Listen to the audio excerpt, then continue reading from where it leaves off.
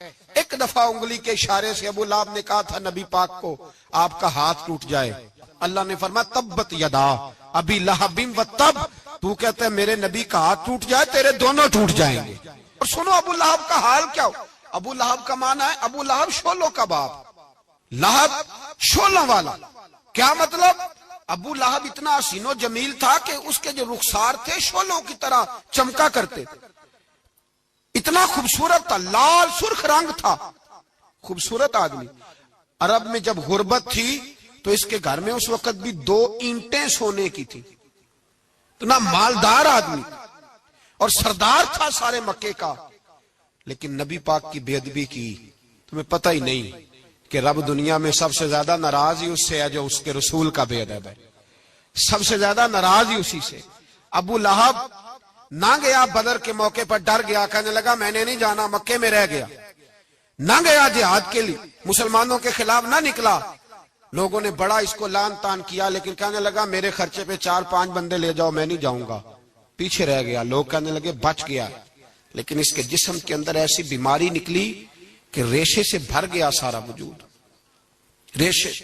اس کے بچوں نے لے جا کے ابو لہب کو پیچھے ایک حویلی تھی مکے کے باہر، اس میں بند کر دیا۔ چیختا تھا، چلاتا تھا، میں بد دعا نہیں دیتا، پر اگر کلیجہ پھاڑ کے دیکھو تو دل بڑا زخمی ہے۔ میری حیات کو ٹکڑوں میں بانٹنے والے، جب تیری حیات بھی بکھرے تیری ممات بھی بکھرے، اللہ کرے اسی طرح تو بھی روئے جس طرح آج اس دھرنے میں شہید ہونے والے کی ماں روئی۔ اللہ کرے میری حیات کو ٹکڑوں بانٹنے والے، جب تیری حیات بھی بکھرے جب تیری ممات بھی بکھرے، بد دعا ہے تمہارے لیے، بد دعا ہے تمہارے لیے، جب تیری حیات بھی بکھرے تیری ممات بھی۔ بند کر دیا اس کو لے جا کے وہاں پیچھے، اور جب اس کو بند کر دیا کمرے میں تو چلاتا تھا، چیختا تھا، کوئی مجھے بچاؤ، کوئی پانی پلاؤ۔ دروازہ توڑ کے باہر نکلا تو چوک میں مر گیا ابو لہب۔ اتنی بدبو آتی تھی کہ کوئی قریب نہیں جاتا تھا۔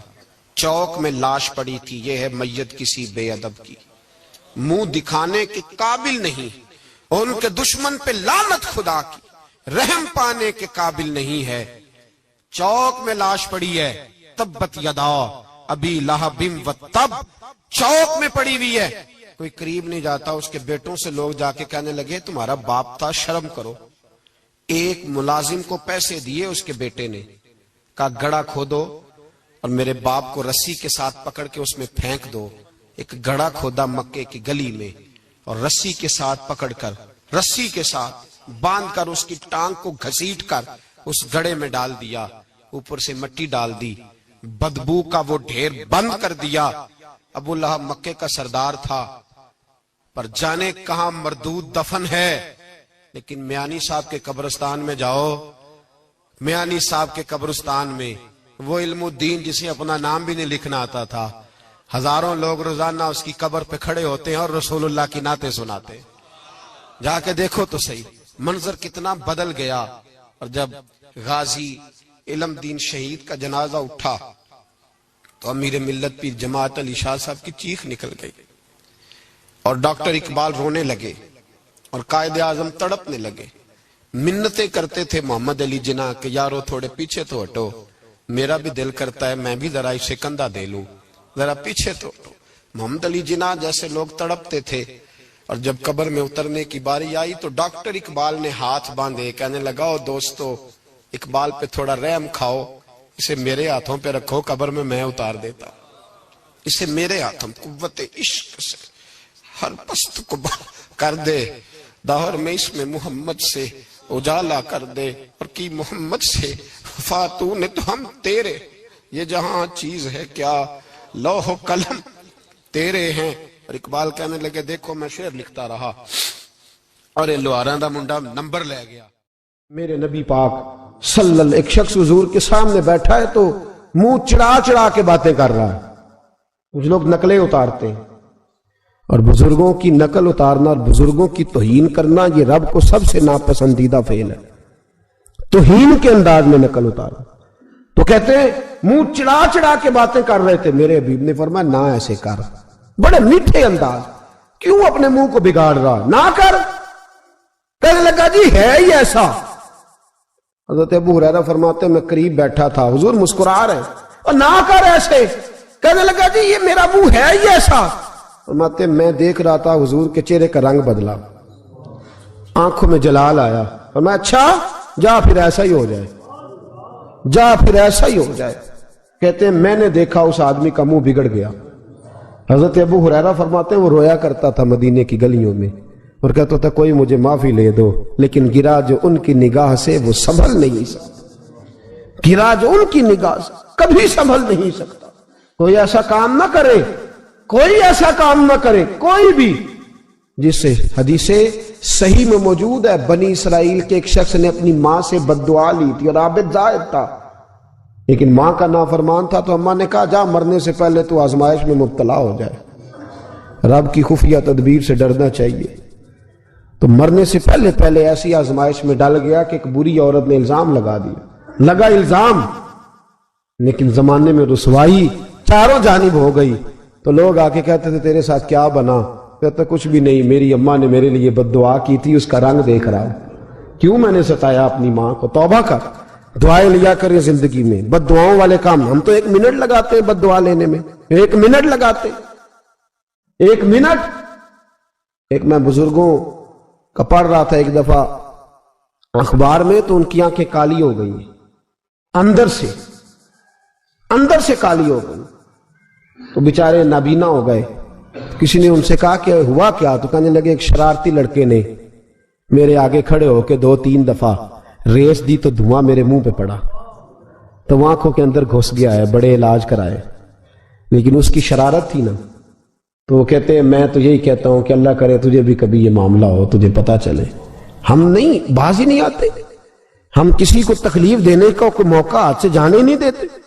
میرے عزیزو یاد رکھو، ڈھونڈا کرو کہاں کہاں کس کس کو ستا بیٹھے، کس کس کی توہین کر بیٹھے، کہاں کہاں ہم نے لوگوں کے بد دعائیں اکٹھی کی. بد دعائیں پیچھا کرتی ہیں، جس طرح دعا پیچھا کرتی ہے بد دعا بھی پیچھا کرتی ہے. وہ پیچھے پیچھے چلتی ہے، وہ تاڑتی ہے. عتبہ نے میرے رسول پاک صلی اللہ علیہ وسلم کی بے ادبی کی.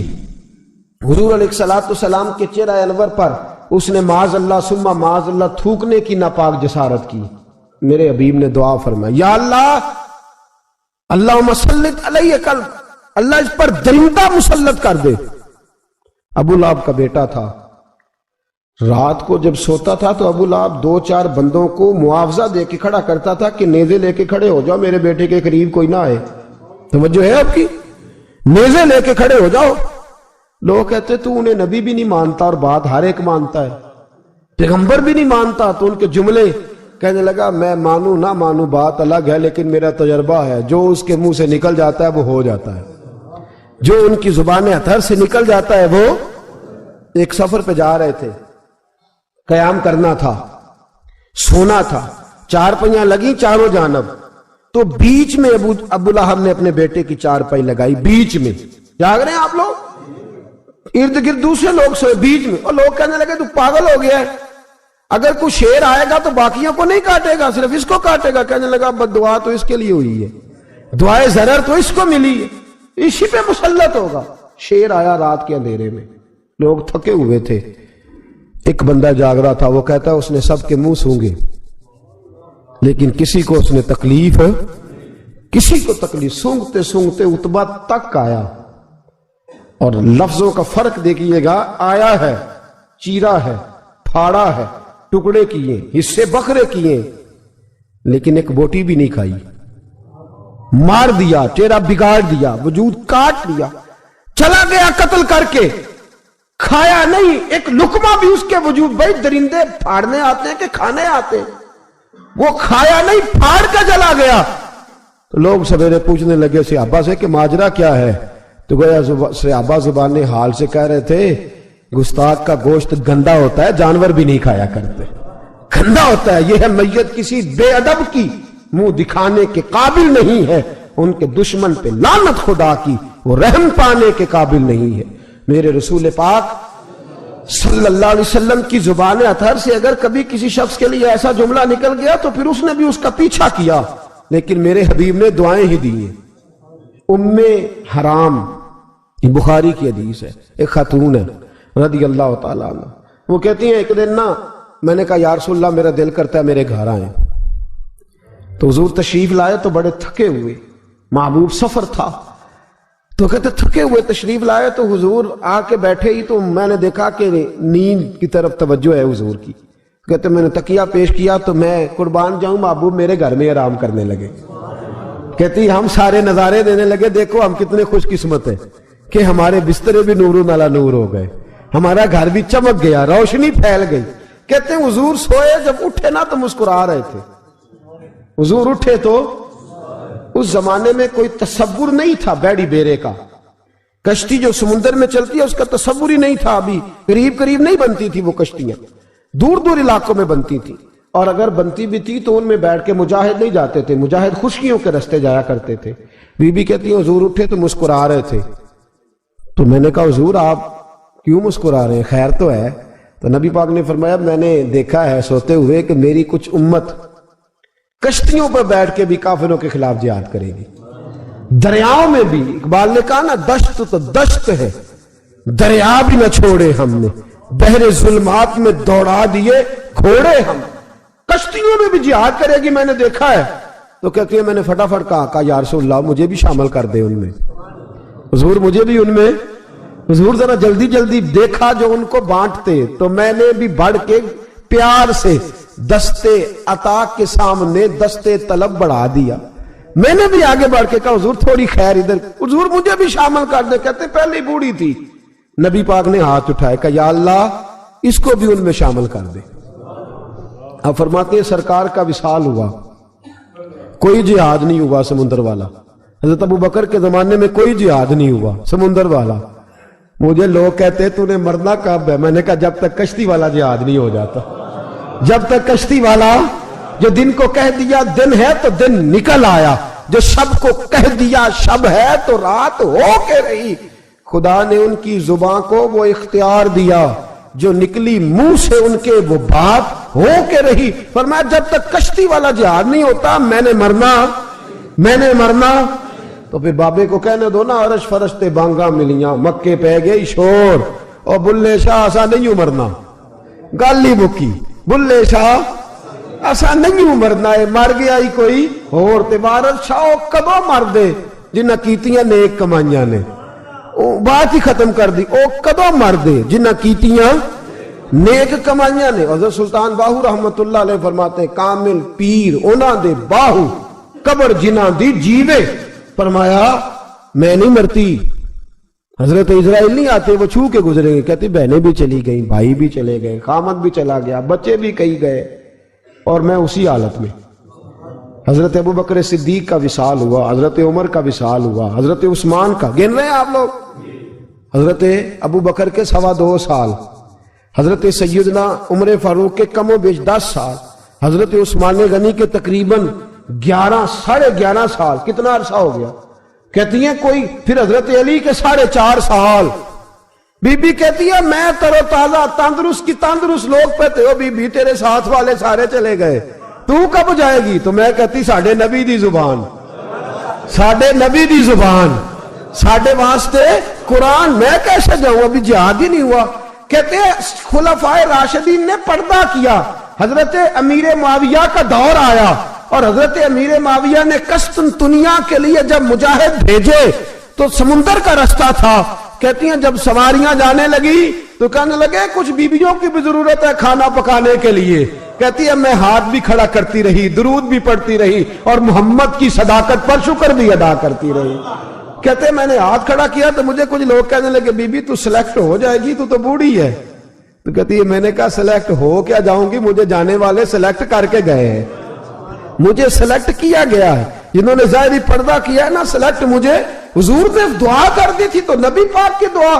فرماتی ہم نے کشتی میں بھی بیٹھی، جہاد بھی کیا، اور جس دن وہ جہاد ختم ہوا حضرت ام حرام کا وصال ہو گیا. تو لوگوں سے پوچھتے بی بی چلی گئی؟ کہنے لگے ہاں مصطفیٰ کا کیا ہوا وعدہ جو پورا ہو گیا ہے. میرے محبوب نے جس کو دعا دے دی، میرے رسول کریم نے جس کے لیے دعا کر دی.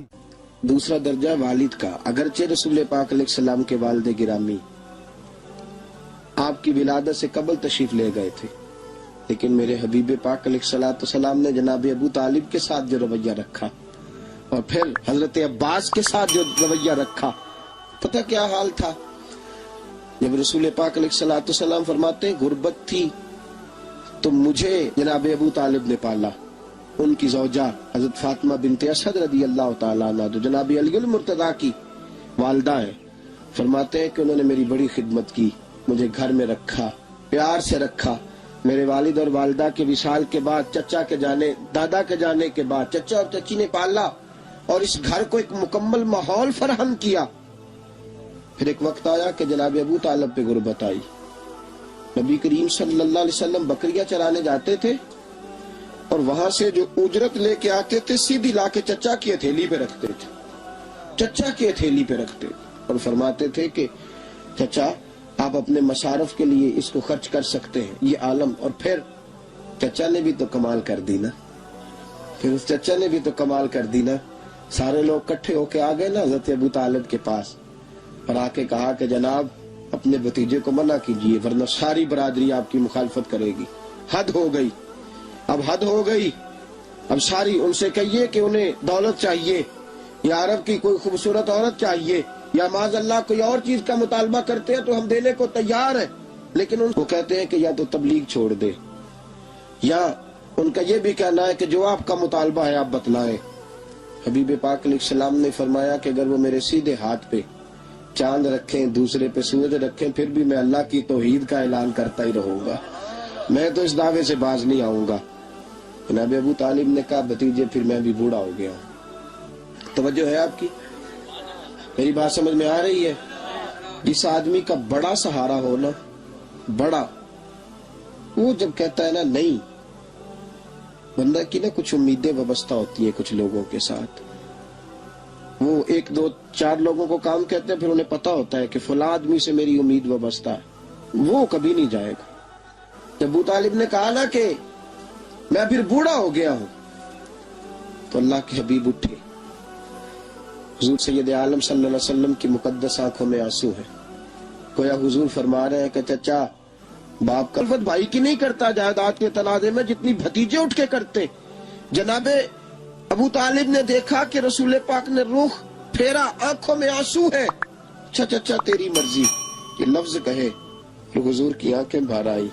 جناب ابو طالب بوڑھے آدمی تھے، اٹھے، پیچھے دوڑے، حضور کو کندھے سے پکڑا، کھینچ کے رخ اپنی طرف کیا، سینے سے لگایا اور کہا بھتیجے جا، جو تیرے دل میں آتا ہے کر، خوشی ہو یا غم ہو، کوئی ساتھ دے نہ دے، تیرا چاچا ہمیشہ تیرا ساتھ دیتا رہے گا، جا تجھے اجازت ہے، جو تیرے دل میں ہے۔ میرے دوستو، بحیثیت ایک سربراہ خاندان کے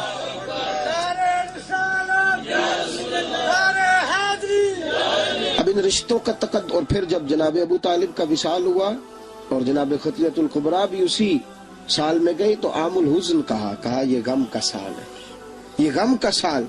رشتوں کا تقدس جو نبی پاک علیہ السلام کے آنے پہ قائم ہوا، قبل اس کے انسانیت اس سے آشنا نہ تھی۔ رشتوں کو جو محبت اور خلوص کا رنگ میرے مصطفیٰ نے عطا فرمایا، دنیا کے کسی قانون میں اس کا تصور بھی نہیں کیا جا سکتا۔ اللہ علیہ کے پاس نا ایک بوڑھی اماں اپنا بیٹا چھوڑ گئی، تو حضرت صاحب نے کوئی 2 4 5 مہینے رکھا، تو بعد میں اس کی اماں کو بلا کے کہا کہ تو بیوہ ہے، بیٹا تیرا یتیم ہے، میں نہیں چاہتا کہ اس کا وقت ضائع ہو، یہ پڑھنے والا کوئی نہیں، سارے نہیں بھائی پڑھنے والے ہوتے، اب یہاں علماء بیٹھے ہیں، میں بے ادب بھی نہ ہو جاؤں، کچھ پورے 8 سال لگا کے بھی آ جاتے ہیں، سند بھی ان کے پاس ہوتی ہے، ناراض نہ ہو جانا، یہ تو سب اچھے لوگ ہیں، سند ہوتی ہے پر پتہ پوتا کوئی نہیں ہوتا، یہ اعلیٰ حضرت نے لکھی ہے بات، سند ہوتی ہے، پوری ڈگری ہوتی ہے، اس پہ کئی لوگوں کے سائن بھی ہوتے ہیں۔ تو بہت سارے طالب علم ایسے ہوتے ہیں جو مدارس میں کہتے ہیں میں فاضل فلاں ہوں، لیکن کوئی شے پاس، تو مولانا سردار احمد صاحب محدث اعظم پاکستان رحمۃ اللہ علیہ اس بوڑھی کو کہنے لگے تیرا بیٹا کون دینا ہے، پڑھنا پڑھانا اس نے کچھ بھی نہیں، تو یتیم بچہ ہے، کل کو تو کہے گی کہ میرے بیٹے نے وقت ضائع کیا تو واپس لے جاؤ۔ بوڑھی اماں رونے لگ گئی، کہنے لگی میں پڑھانے تو نہیں لائی تھی، میں تو آپ کو رب کا ولی سمجھتی ہوں، میں تو نوکری کرانے لائی تھی، نوکری۔ حضرت انس بن مالک کہتے ہیں میری اماں بھی حضور کی بارگاہ میں دے گئی تھی، हुजूर की बारगाह में ये नहीं कहा था कि या रसूल अल्लाह पढ़ा दें, हाँ हाँ मैं जिम्मेदारी से बात कर रहा हूं। ये नहीं कहा था हुजूर मुजाहिद बना दें। ये थोड़ी कहा था कि या रसूल अल्लाह सल्लल्लाहु ताला अलैहि वसल्लम से मुफस्सिर, मुहद्दिस, मुहक्किक, मुफ्ती बना दें। हजरत अंस की अम्मा कह गई थी, सोनिया जब तक ये रहेगा ना आपकी नौकरी करेगा, ये घर के काम काज करेगा, ड्यूटी करेगा, हुजूर ये आपकी नौकरी करेगा। तो मेरे महबूब ने फिर दुआ कर दी, अल्लाह इसे बरकत अता फरमा। तुम समझता है खिदमत वाला खाली रह जाता है? जितना जायका खिदमत वाले को मिलता है, जो उसके नसीब में आता है, वो किसी का नसीब कहां भाई। हजरत अंस कहते हैं हुजूर ने दुआ कर दी बरकत की। मुझे तो खेती बाड़ी आती भी नहीं थी, पर लोगों के बाग में साल में एक दफा फल लगता था, मेरे बाग में 2 दफा लगता था। हुजूर ने दुआ कर दी, या अल्लाह इसे औलाद दे। फरमाते हैं मेरे बेटे, मेरे पोते, मेरे नवासे, मेरी बेटियां, फरमाते हैं मैं जिंदा हूं और मेरी 100 औलादे मौजूद हैं। परेशान हो गया 100 सुन के कि बच्चे 2 ही अच्छे, 100 औलादे मेरी मौजूद हैं। हजरत अंस भी मौलाना सरदार अहमद साहब के पास ना छोड़ गई बच्चा, कहने लगी हजरत जी मैं को पढ़ाने के लिए थोड़ा छोड़ गई हूँ, मैं तो इसलिए छोड़ के गई हूँ कि आप मेहरबानी करें, खिदमत कराएं। तो हजरत जी कहने लगे कोई ऐसा काम ही नहीं, खिदमत वाला क्या कराऊं। कहने लगी पट्ठे पवा लिया करो जी। हूं लड़ पैंदे ने, कहने ने बच्चे काम कर दें मदरसे का। हालांकि अब कहां बच्चे काम करते हैं, अब तो गुजर गया दौर, अब तो बच्चे काम कराते हैं। अब बच्चे भी नाराज हो रहे हैं, घूर घूर के देख रहे हैं। सही कह रहा हूं आपको, बच्चे काम कराते हैं, बच्चे कहां काम करते। कहने लगी ये चारा डाले करेगा आपकी भैंसों को। तो हजरत ने उसको कहा कि बीबी चारा मेरी भैंसों को डालने के लिए मैंने बंदा रखा हुआ है, तो तू जा ले जा। कहने लगी हाथ बांध के हुजूर मेहरबानी करें रख ले, चारा डालेगा। और पुत्र तवज्जो से चारा डालना हजरत की भैंसों को। रोने लगी, हजरत ने रख लिया, महीने का खर्चा भी देते। शाम को ना वो सारा दिन काम करता, शाम को आके पैरों में भी बैठ जाता, हजरत जी लाएं तेल थोड़ा सा, पैर ना दबा दूं। 8 साल साथ वाले पढ़ते रहे, ये बेचारा नौकरी करता रहा, मेरा रूप भी नहीं ते मेरा रंग भी नहीं, और मैनू यार मनान दा टंग भी नहीं। कभी कभी ना हजरत बिलाल हबशी फारग होते ना, तो नबी पाक की बारगाह में अर्ज करते हुजूर कोई काम तो नहीं, सारे हो गए, हुजूर जाऊं जरा, चले जाते। एक दिन सलमान फारसी कहने लगे या रसूल अल्लाह ये बिलाल कहां जाता है। फरमाया जा देख के तो आ। हजरत सलमान वापस आए तो आके रोने लगे, कहने लगे सोनिया जब यहां से जाता है ना तो जाके सैयदा फातिमा की चक्की पीसनी शुरू कर देता, बीबी साहबा के काम करने लगता है, घर में जाके स्नैन की ड्यूटी करता है, वहां भी काम यहां भी काम। वो चारा डालता रहा, उसने चारा डाला। हजरत मुहद्दिस आदम की भैंसों को दस्तारे फजीलत का वक्त आ गया, सारे पगड़ियां सजा के आ गए, आज दस्तार होगी। ये ना पीछे होके बैठ गया, चूंकि पढ़ा ही नहीं था तो दस्तार का है कि दस्तार तो उसकी जो पढ़ेगा, हमने तो पढ़ा ही नहीं, हमने तो यार पढ़ा, घर पढ़ा, ड्यूटी करी। हजरत मुहद्दिस आदम रहमतुल्लाह अलैह के यहाँ जब ऐलान होने लगा ना कि अब दस्तार होगी, तो हजरत ने पहला ऐलान उसका फरमाया। तो मजा वाला बंदा कपड़े भी कदी कदी बदल देना, वो कहता है जिस हाल में भी था मैं पलट के देखने लगा कि पढ़ा पढ़ाया तो है, कोई शय नहीं, तो ये माजरा क्या है। पीछे से उठ के आए तो कहते हैं बाकियों की दस्तार किसी आलिम ने की, किसी सूफी ने की, लेकिन ये भैंसों को चारा डालने वाला जब आया तो मुहद्दिस आदम ने फरमाया पगड़ी के बाल को कोई हाथ ना लगाए, ये सारी दस्तार मैंने करनी है। और फरमाते हैं हजरत बाल भी देते जाते थे और आंसू भी बहाते जाते थे, माथा भी चूमते थे, और फरमाते थे दस्तार के बाद चला तो नहीं जाएगा यार, मुझे तो इबादत भी नहीं रह गई, मुझे तो चाबियों को भी नहीं पता कौन सी कहाँ रहती है, जाएगा तो नहीं तू।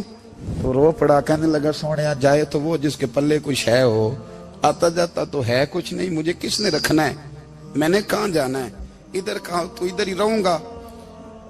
वो उस तालिब इल्म के सारे उस्ताद भाई कहते हैं उसने दस्तार कराई, पढ़ा पढ़ाया कुछ नहीं, पर जो मसला अड़ जाता था ना, वो जो अड़ जाता था ना, वो जाके उससे पूछते थे तो किताबें खोलने की जरूरत नहीं पड़ती थी। हजरत उम्मे सलमा रदी अल्लाह ताला अन्हा कहती है मैंने अर्ज की या रसूल अल्लाह सल्लल्लाहु अलैहि वसल्लम मेरी बच्ची बड़ी बीमार है, तो मुझे किसी ने कहा है ये थोड़ी सी नशे वाली चीज है, ये बना के तैयार करके दो सही हो जाएगी, बीमार है बच्ची तो ये नशे वाली चीज है, इसको तैयार करके दो, थोड़ा नशा है, اگرچہ بعض میں نے شروع میں کہا بعض لوگ مریض کو سخت مریض کو ایسی ادویات جو مجبوری بن جائے اس کی گنجائش اور اجازت دیتے ہیں. محتاط علماء تو اس میں بھی بہت ساری چیزیں پہلے بیان کرتے ہیں, لیکن اس نے کہا جی میرا نشہ دینا ہے شفا کے لیے. حضرت ام سلمہ کہتی ہے میرے نبی پاک نے میری طرف دیکھا, میری طرف, تو میں نے کہا یا رسول اللہ آپ کیا فرمانا چاہ رہے ہیں؟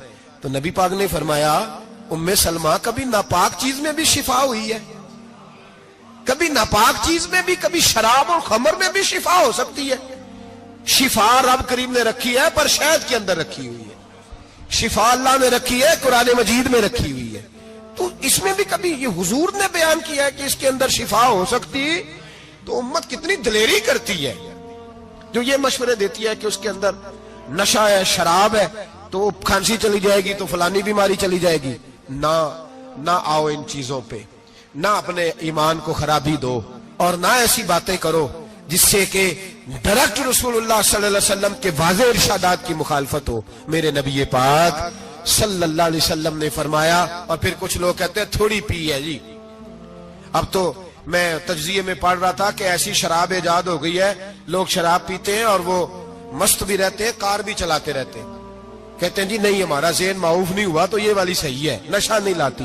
میرے نبی پاک صلی اللہ علیہ وسلم نے فرمایا جس چیز کی تھوڑی مقدار, زیادہ مقدار حرام ہے اس چیز کی تھوڑی مقدار بھی حرام ہے, جس کی زیادہ مقدار حرام ہے اس کی تھوڑی بھی. تو خمر اور شراب اگر فل پینا جائز نہیں تو تھوڑی پینا بھی جائز, یہ حرام ہے اور حرام تھی اور قیامت تک حرام ہی رہے گی. میرے نبی پاک صلی اللہ علیہ وسلم نے منع کیا اور حضور نے اظہار ناپسندیدگی فرمایا, فرمایا 40 دن تو عبادت ہی قبول نہیں ہوتی شراب پینے والے جب تک سچی توبہ نہ کرے. یہ لفظ جب ادا کرتا ہوں تو شرم سے میری زبان لڑکھڑاتی ہے کہ یار درباروں پہ بھی نشہ بکتا ہے. میں یہ بات کر رہا ہوں صوفیاء کا ترجمان, درباروں پہ مزاروں پہ, اور سجادہ نشینوں تمہیں زمین نگل جائے, آسمان تمہیں لے اڑے, تم پر قہر نازل ہو, تم نے باپ دفن کر کے تو وہاں نشے کا اڈا بنا لیا, ماؤں سے بیٹے چھیننے لگے ہو, عورتوں کے سروں سے کپڑے چھیننے لگے ہو, سہاگ مارنے لگے ہو, بیٹیاں اور بیٹے یتیم کرنے لگے ہو, نشہ بیچتے ہو درباروں اور مزاروں پہ. یہ تماشا لگ گیا. آپ کیسے کروں یہ بات, پر کرنی پڑ رہی ہے, مجبوری ہے, یہ مضمون مکمل نہیں ہو سکتا. بند کر دیں وہ دربار, ہمیں نہیں چاہیے جن درباروں پہ نشہ بکتا ہے. میں ذمہ داری سے کہہ رہا ہوں, بات ریکارڈ ہو رہی ہے. جوتے کی نوک پہ وہ سجادہ نشین جو امت کو ڈرگز دیتا ہے, وہ سجادہ نشین کا ڈیرا نہیں, وہ گند کا اڈا ہے, وہاں سے فیض نہیں مل رہا, امت کی تباہی ہو رہی ہے.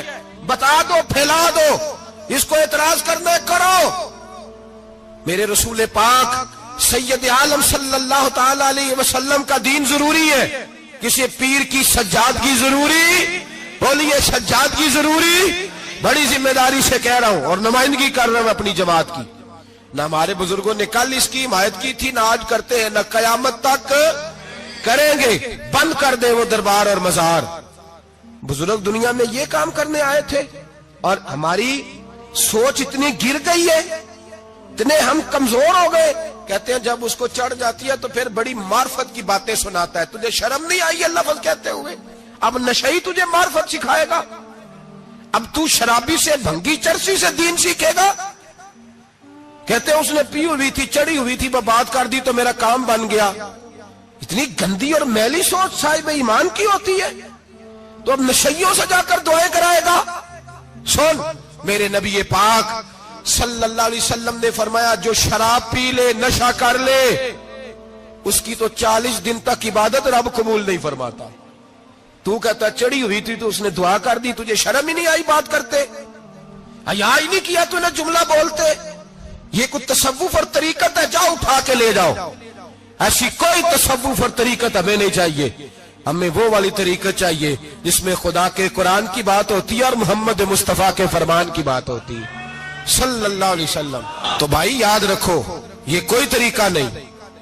ایک مزار ہے, مجھے ایک صاحب کہنے لگے آ جائیں یہاں بھی فاتحہ پڑھیں. میں نے کہا یہاں کیا ہے؟ کہنے لگے تھے تو بابا جی نشہ وشا کرتے، پر اب سنا ہے لوگوں کی منتیں بڑی پوری ہوتی ہیں، مجھے جذبات بڑے کم آتے ہیں۔ میں نے اس آدمی کو گریبان سے پکڑ لیا، میں کہ ادھر ہٹ، وہ تو نشہ کرتا تھا اور تو جاتا تھا، تیری یہ کیسے طاقت ہوئی؟ تو نے مجھے مشورہ دے دیا، تو ہمیں کمزور سمجھتا ہے؟ ہم کمزور ایمان کے لوگ ہیں، اور میں یہاں تجھے کہوں گا نہیں نہیں میں یہاں نہیں جاتا، میں وہاں جاتا ہوں۔ بالکل کوئی لگی لپٹی بات نہیں، کھری بات۔ تصوف وہ، دربار وہ جہاں قرآن پڑھا جائے اور رسول اللہ کی حدیث سکھائی جائے، باقی کوئی مطلب نہیں کسی قسم کا۔ میں داتا صاحب کبھی جاؤں نا جلسہ کرنے کسی کام سے، کسی تقریب میں، تو میں داتا صاحب کے مزار پہ نہیں جاتا، میں کہتا ہوں یار یہ یرانہ نہیں کہ بندہ کسی کام آیا تھا تو فاتحہ پڑھ لی، واپس چلو، گکھڑ سے سپیشل آئیں گے داتا صاحب کے مزار پہ حاضری دیں گے، اور میرے سنگی گواہ ہیں کہ میں سپیشل ٹائم نکال کے بہت سارے کام چھوڑ کے سپیشل جاتا ہوں، اور میں مراد ماننے نہیں جاتا، میں داتا صاحب کا شکریہ ادا کر دے جاتا ہوں۔ میں ان سے کہتا ہوں حضور آپ کی مہربانی، آپ یہاں آئے تو ہمارے بڑے بھی رسول اللہ کے غلام بن گئے۔ میں تو سلام عقیدت پیش کرنے جاتا ہوں، ہم مزارات پر جانے کے قائل نہیں، بلکہ ہماری تو عقیدت کا درجہ ہی مکمل نہیں ہوتا جب تک ہم مزار پہ سلام نہ کریں۔ پر مزار داتا صاحب کا، مزار خواجہ معین الدین اجمیری کا، مزار غوث اعظم جیلانی کا، مزار محدث اعظم مولانا سردار احمد کا، مزار اولیاء کا، مزار میاں شیر محمد شرک پوری کا، مزار رب کریم کے بندوں کا۔ بھنگیوں چرسیوں کے مزار نہیں ہوتے، اور نام ان مزارات کے قائل ہیں، بالکل قائل نہیں ہم۔ میں تھوڑے دن پہلے لاہور گیا تھا، تو میں کار میں میاں صاحب میاں شیر محمد شرک پوری کا ذکر کر رہا تھا، میں اپنے دوستوں سے کہہ رہا تھا یار بہت بڑا بابا ہوا ہے، تو مجھے کہنے لگی کرامت کیا ہے؟ میں نے کرامت یہ ہے کہ ساری زندگی سنت کا درس دیا ہے۔ تو مجھے کہنے لگے آپ کبھی گئے نہیں؟ میں نے کہا میں اسپیشل گیا تھا، اور تھوڑے دنوں کے بعد پروگرام بناؤں گا تو میں ساتھ لے کے جاؤں گا۔ ہم مزارات کے قائل ہیں، حاضریاں دیں گے مزاروں پہ، لیکن بھنگیوں چرسیوں کے مزاروں پر جانے کے قائل ہیں، زور سے بولے، یہاں جانے کے قائل ہیں، کوئی عقیدہ نہیں ہے ہمارا۔ نشہ بکے گا اب مزاروں پہ، اب یہ تصوف ہوگا وہاں، یہ طریقت ہوگی، اور ملت پر رحم کھاؤ خدا را۔ اگر تمہارے قومی ادارے کہتے ہیں رپورٹ کرنے والے کہ 70 لاکھ پاکستانی نشہ کرتا ہے، تو کیا تمہیں یہ نہیں پتا کہ نشہ بیچتا کون ہے؟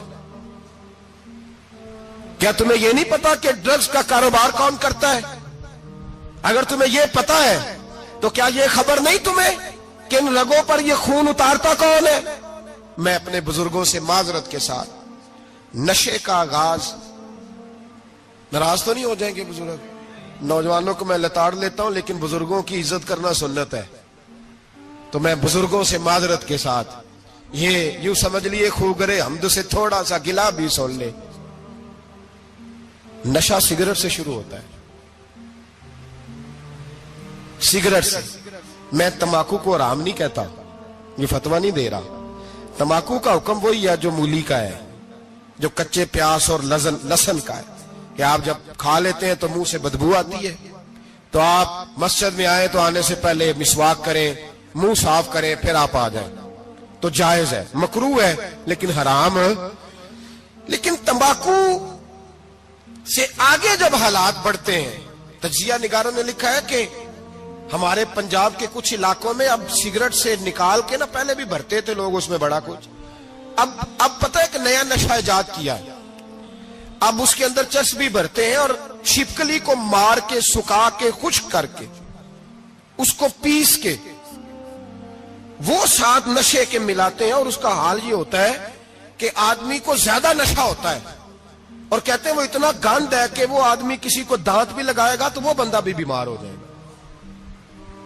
کیا یہاں لوگ اسپرٹ نہیں پیتے آپ کے ملک میں؟ اور ہم کبھی سڑک پہ جاتے ہیں تو نشئی کو دیکھ کے مذاق کرتے ہیں، دیکھنا میں ہارن لگاؤں گا تو گاڑی کے ہارن سے گر جائے گا، لیکن تجھے پتا نہیں کہ یہ کسی ماں کا بیٹا ہے، پتا نہیں کسی بیوی کا شوہر ہے۔ ایک ہمارے دوست ہیں، بزرگ ہیں، ان کا داماد فوت ہو گیا، نشہ کرتا تھا، تو میں تعزیت کرنے ان کے گھر پہنچا تو کھڑے ہو گئے ہاتھ باندھ کے، کہنے لگے حضرت صاحب باقی ساری گلاں چھڑ دیو، صرف نشے تے تقریر کریا کرو. وہ جب جیتا تھا تو تب بھی اس کے بچے یتیم ہی تھے, یتیم ہی تھے. میری بیٹی جب میرے گھر آتی تھی اور میں اپنے پوتوں کے اتنے کپڑے اسے پہننے کو دیتا تھا تو میرا کلیجہ پھٹتا تھا. اور میری بیٹی اس کی زندگی میں بھی بیوہ کی زندگی گزار رہی تھی. وہ میری بہوؤں کے اترے ہوئے کپڑے پہنتی تھی. کوئی دعا کرو, کوئی جلسے کرو, یہ لت ختم ہو جائے. اور کہنے لگا اب میرے وہ چلا تو گیا ہے, دادا دادی اس کے پہلے کوئی نہیں, چچا ہے کوئی نہیں, جب تک تو میں زندہ ہوں ان نواسوں کو کوئی روٹی کا لقمہ, کوئی کپڑا مل جائے گا. لیکن سوچتا ہوں میں بوڑھا ہوں, مر گیا تو ان کو کوئی پوچھے گا بھی نہیں, کون ان کی خبر. اتنا ظلم اس قوم سے, اتنی زیادتی. اور آرام سے لکھ کر لوگ گزر گئے کہ یہ 70 لاکھ ہے, ان کا درد تو سمجھو, تکلیف تو سمجھو. 7 فٹ کا سونا جوان اور نشے کا عادی ہے تو کسی نالی میں پڑا ہوا ہے. اور میں نے کہا اس قوم کے ساتھ اس سے بڑا بھیانک مذاق کیا ہوگا. کوئی دانشور تھا بڑا ظالم. اس ظالم سے کوئی مشورہ لینے آیا, اس نے آ کے کہا تو بڑا ظالم ہے, بڑے کڑوے مشورے دیتا ہے, میرا ایک دشمن ہے, میں اس سے بدلہ لینا چاہتا ہوں, میرا دل کرتا ہے اس کا بچہ قتل کر دوں تاکہ وہ تڑپے. تو ظالم نے کہا اسے قتل نہ کر, وہ تو اس کا باپ 2-4 مہینے رو کے چپ کر جائے گا. پھر میں سخت سزا دینا چاہتا ہوں, مشورہ دے. تو اس نے کہا اس کے بچے کو نشے پہ لگا دے. جس کا بچہ نشہ کرے گا وہ باپ روز مرے گا, روز جیے گا, وہ ماں روز مرے جیے گی, نشے پہ لگا دے. اس قوم کے ساتھ سب سے بڑا ظلم یہ ہوا کہ ملت کا جوان نشے پہ لگ گیا, ڈرگز پہ لگ گیا. اتنے تباہ حالات ہوئے کہ جوان چڑھتی جوانیاں, اماں نے کتاب دے کے بھیجا تھا اور کالج سے واپس آئے تو نشے کے ٹیکے ہاتھوں میں پکڑے ہوئے, ٹیکے. اور آپ کے اس ملک کے اسلام آباد میں ایک دن میڈیا نے وہ خبر بھی وائرل کی اور وہ چیز بھی دکھائی لوگوں کو. 3 مہینے کا بچہ لے کے نشئی سڑک پہ آ گیا. اس نے کہا میرا نشہ ختم ہو گیا, میرا بچہ خرید لو, 2 پڑیاں دے دو. تو وہاں بیبیاں جو سن رہی تھی وہ بھی چیخے مار کے رو رہی تھی. یہ ظلم کیا اس قوم کے ساتھ, اور کرپشن کی لعنت نے اجازت دی سپلائی کرنے والوں کو کہ گلی گلی بیچے, گلی گلی. انہوں نے کچھ تھوڑا ظلم نہیں کیا ان حکمرانوں نے. اور ہماری اپوزیشن, اس کو نہ صرف اتنا پتا ہے کہ یہ جائیں اور ہم آئیں, اس سے زیادہ کوئی غرض نہیں. بھائی کرپشن کے خلاف نکلے ہو تم, نشے کے خلاف کس دن نکلو گے, جوئے کے خلاف کس دن. قوم تو مر رہی ہے نشے سے, اس کے خلاف میدان میں کب آؤ گے. صرف اتنا ہے کہ یہ جائیں اور ہماری باری آئے, اس سے زیادہ کچھ نہیں.